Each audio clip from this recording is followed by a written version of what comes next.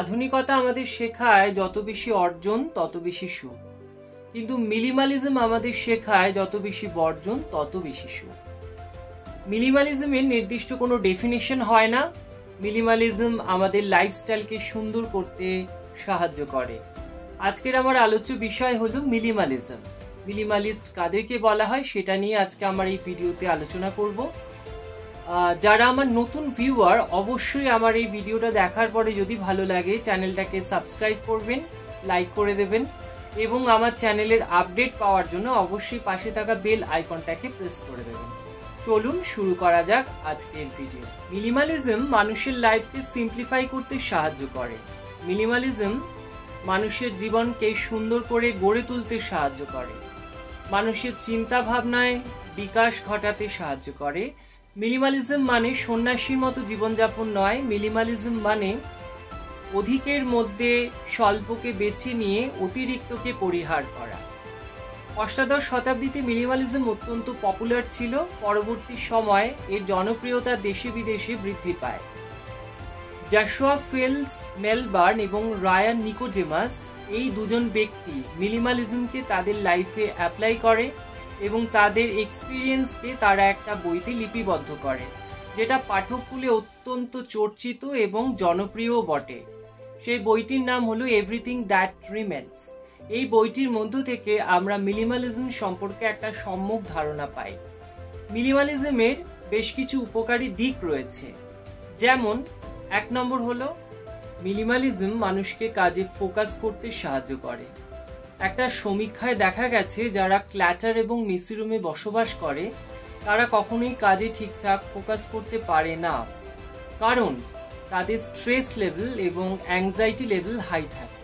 কিন্তু এর বিপরীতে দেখা গেছে যারা মিনিমালিস্ট হয়, অল্পের মধ্যে যারা ভালো থাকে, তারা কিন্তু কাজে অবশ্যই ঠিকঠাক মনোসংযোগ করতে পারে এবং তারা সৃজনশীলও হয়ে ওঠে। একটা এক্সাম্পল দিচ্ছি, আপনারা যদি গুগল সার্চ করেন মিনিমালিজম লিখে, তাহলে একটা পিকচার আমাদের চোখের সামনে ভেসে ওঠে। একটা ঘরের মধ্যে একটা বেড, একটা টেবিল, একটা চেয়ার এবং একটা ওয়াল হ্যাঙ্গিং পেইন্টিং। এর বাইরে কিন্তু আমরা সেই পিকচারে আর কিছু দেখতে পাই না। আর এর মধ্য থেকে আমরা বুঝতে পারি একজন মিনিমালিস্ট পার্সনের জীবন কেমন হতে পারে এবং সেখান থেকেই এই বিষয়ের অবতারণা। 2 নম্বর হলো মিনিমালিজম মানুষকে মন ভরে শ্বাস নিতে সাহায্য করে। ধরুন ফেসবুকে আপনার 5000 বন্ধু আছে। এই 5000 বন্ধুর মধ্যে নির্দিষ্ট কিছু বন্ধু আপনার প্রয়োজনীয়, আপনার সাথে তারা যোগাযোগ রাখে, আপনিও তাদের সাথে যোগাযোগ রাখেন, অর্থাৎ বিপদে আপনার পাশে এসে তারা দাঁড়াবে। কিন্তু বাকি যে সংখ্যাটা রইল, সেই সংখ্যার যে বন্ধুরা তারা কিন্তু আপনার সাথে সেভাবে সংযুক্ত নয়, অর্থাৎ আপনার কাছে তারা অপ্রয়োজনীয়। এই অপ্রয়োজনীয় বন্ধুকে আনফ্রেন্ড করে দেওয়াটাই হলো মিনিমালিজম বা একজন মিনিমালিস্ট পার্সনের বৈশিষ্ট্য। 3 নম্বর, মিনিমালিজম অর্থের অপচয় রোধ করে। একজন মিনিমালিস্ট ব্যক্তি সবসময় মিতব্যয়ী হয়ে থাকেন, কখনোই তিনি অতিরিক্ত জিনিসে অর্থ ব্যয় করেন না।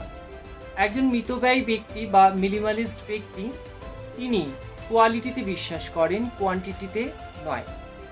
তার কাছে যদি 5টা শার্টে তার দিন চলে যায়, সে কখনোই 10টা শার্ট কিনে ওয়ার্ড্রপ ভর্তি করবেন না। তার কাছে যদি 2টো জুতোতে দিন চলে যায়, সে কখনোই 10টা জুতো কিনে তার শু শেলফ ভর্তি করবে না। এই হচ্ছে মিনিমালিজমের বৈশিষ্ট্য। অতিরিক্ত জিনিস মানুষের বা ব্যক্তির পরিচয় নয়, মিনিমালিজমের মধ্য দিয়ে তাকে অনুভব করতে হয়।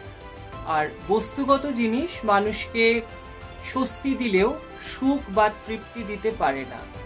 আর এই কারণে সারা বিশ্বে মিনিমালিজম আজ অত্যন্ত জনপ্রিয় একটি বিষয়।